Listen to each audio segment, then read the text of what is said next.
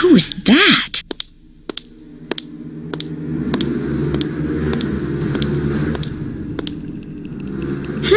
I wonder if these are what made those red eyes I saw outside the night I arrived.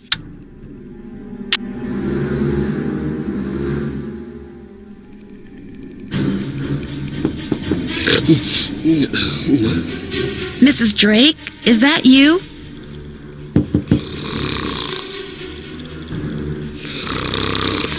Hello? Mrs. Drake? Are you in there? Mrs. Drake? Ah! Oops. I didn't arrange for you to visit Blackmore Manor so you could spend your time scaring the wits out of elderly women. But I really had no idea Mrs. Drake would react like that. I mean, all I did was knock on her door. It was the dead of night. What on earth were you expecting? For her to get up and have tea with you? I'm sorry, Mrs. Petrov. I guess I wasn't thinking. Well, unfortunately, what's done is done, and there's nothing more to be said. Well, there's one more thing. I'm fired? Bingo.